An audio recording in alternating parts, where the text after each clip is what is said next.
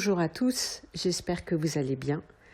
Pour commencer, je voudrais vous souhaiter une très bonne année 2021. Je vous souhaite de réaliser vos projets et aussi et surtout d'être en bonne santé. J'ai envie de démarrer la nouvelle année avec un podcast un peu différent de d'habitude. Dans ce podcast, ce n'est pas moi que vous allez écouter, mais des apprenants de français comme vous. Si ce type de podcast collaboratif vous plaît, n'hésitez pas à me le dire dans les commentaires et j'en préparerai d'autres. Et si vous souhaitez participer à ce genre de podcast à votre tour, faites-le moi savoir également dans les commentaires ou en message privé et je vous enverrai le prochain sujet. Pour démarrer ce premier podcast, je souhaitais parler des bonnes résolutions. Faites-vous partie de ces personnes qui, chaque année, en janvier, se promettent de faire mieux que l'année passée? De faire plus d'exercices, de manger mieux, d'arrêter de fumer, de faire du sport, etc. Tout ça, c'est ce qu'on appelle les bonnes résolutions.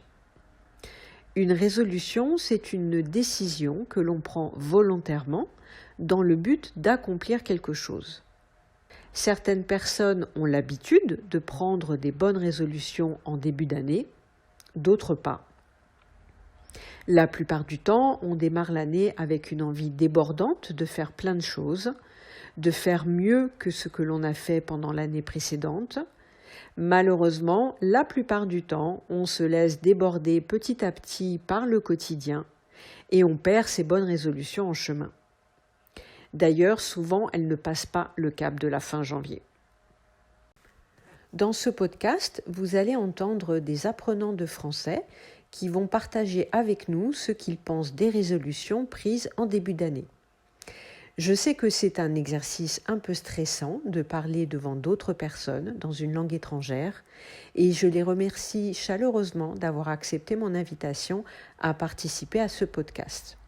Ils ont osé surmonter leur stress et je trouve très intéressant de découvrir différents points de vue sur le sujet.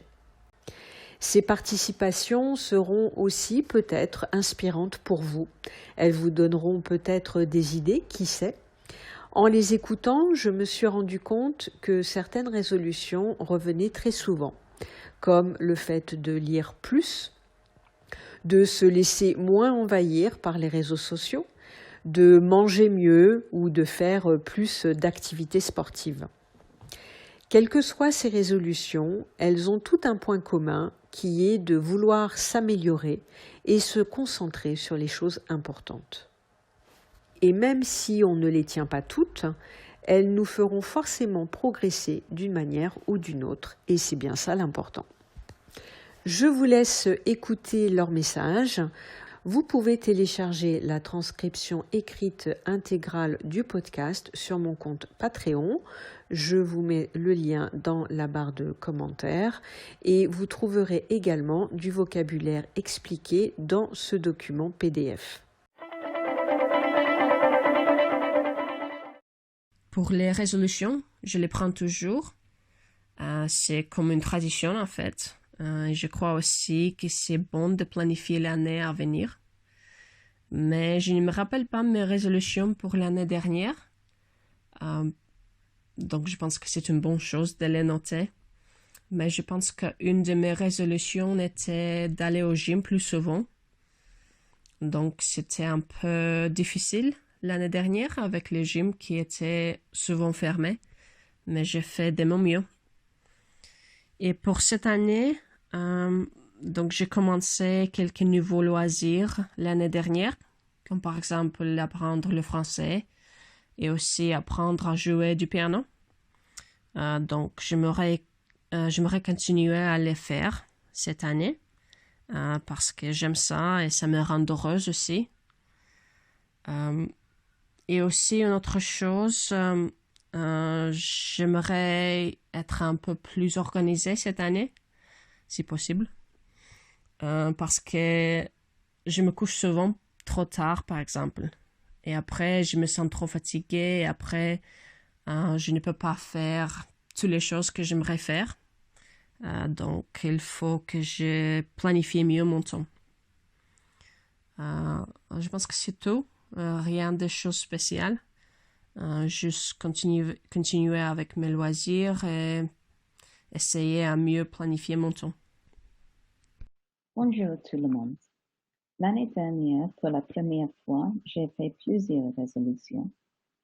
Aller aux salles de sport 3 fois par semaine, jouer du saxophone dans un groupe, prendre des vacances en vélo et améliorer mon français.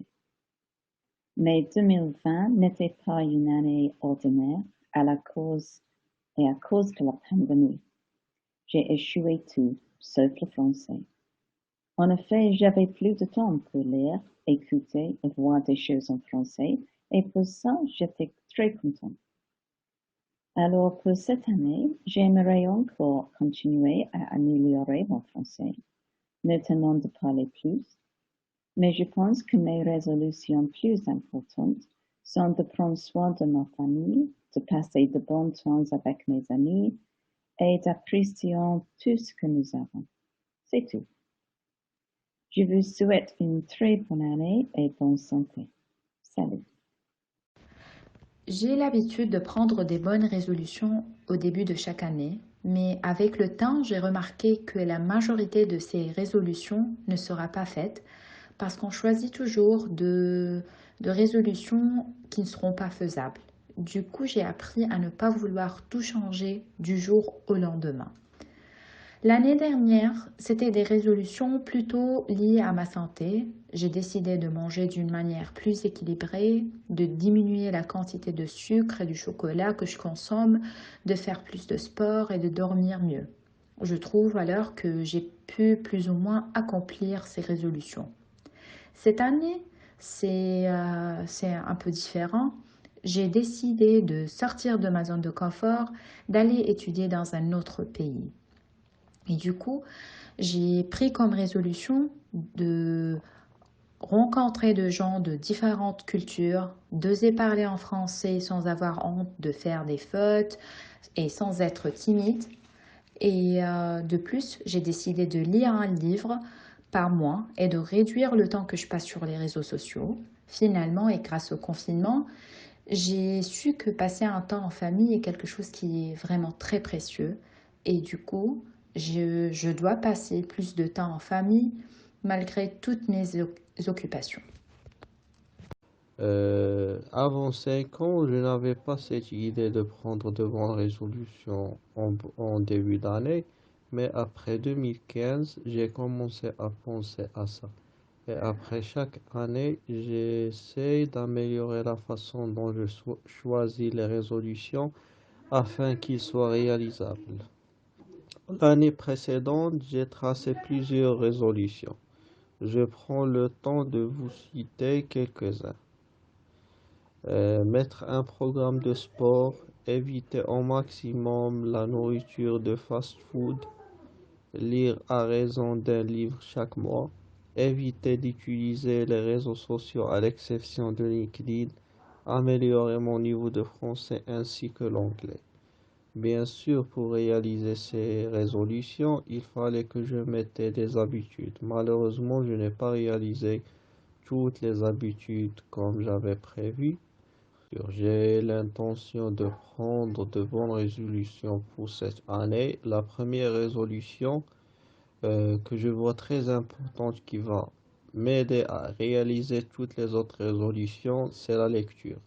Si je réalise cette résolution, ça va m'aider à atteindre mon objectif et à évoluer.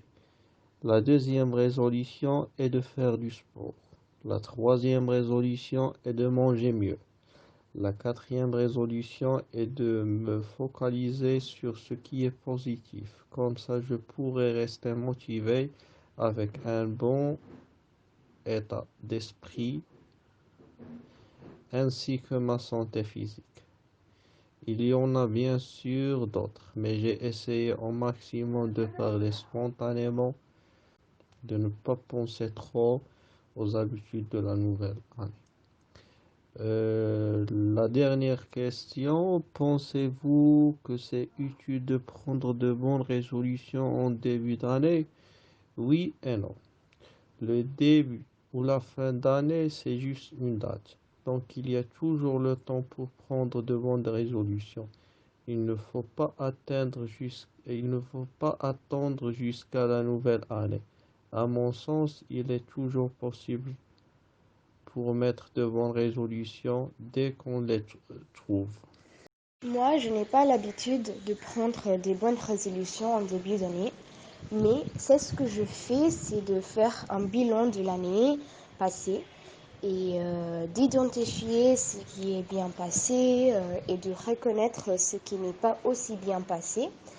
Et ça me permet de prendre de recul, de relativiser et de créer un petit plan pour mes projets professionnels et mes projets personnels. Par exemple, cette année, j'ai déjà mis en place certaines idées pour mes projets associés avec l'enseignement du yoga, l'apprentissage de français et pour mes études universitaires. Et je pense que c'est plus important de mettre des intentions pour l'année qui vient et de plutôt trouver une direction globale. Voilà, je ne crois pas dans des bonnes résolutions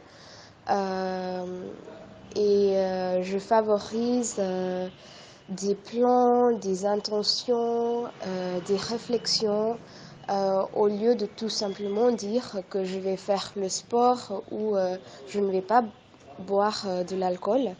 Alors c'est mon avis personnel sur ce sujet.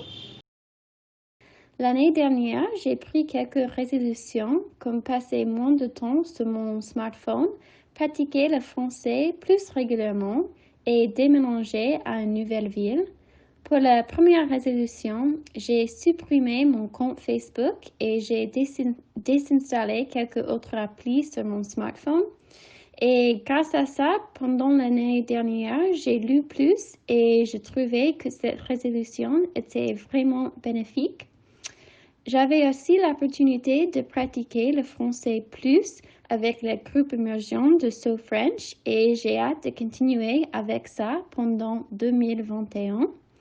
Et finalement, j'aimerais découvrir ma nouvelle ville cette année prochaine quand les choses vont ouvrir encore. Je pense que c'est utile de réfléchir en début d'année et prendre des résolutions ou même fixer des objectifs pour plusieurs années. On a appris pendant 2020 qu'on ne peut pas planifier tout, mais les résolutions et les objectifs nous aident de réaliser nos rêves et créer notre vie idéale.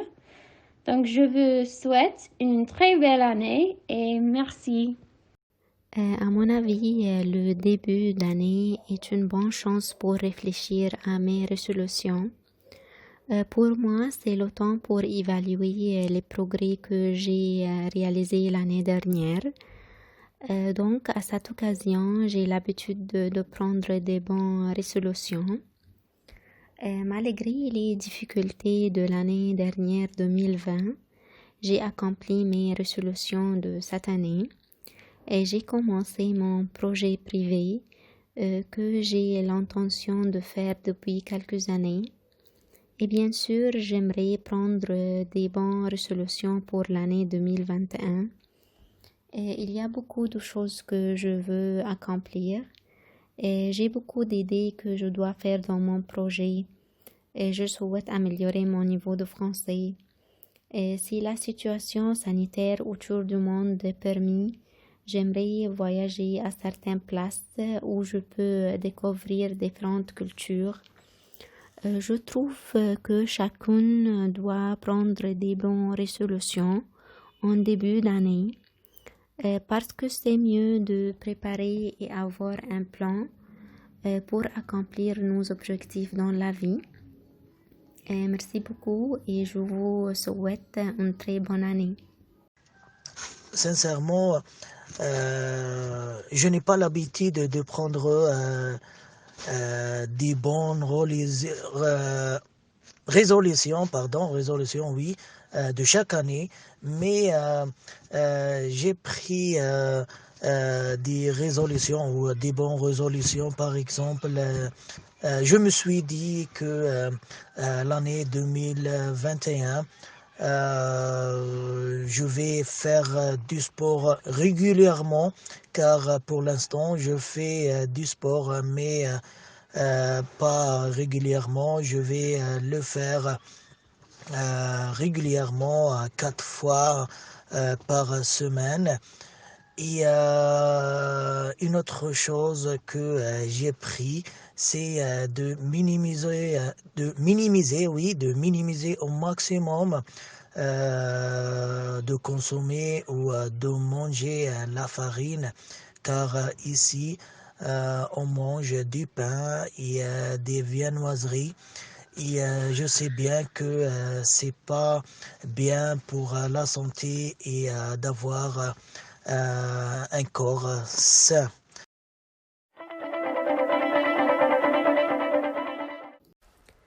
Parler des résolutions, prendre des résolutions, c'est notamment l'occasion d'utiliser certains mots comme j'aimerais.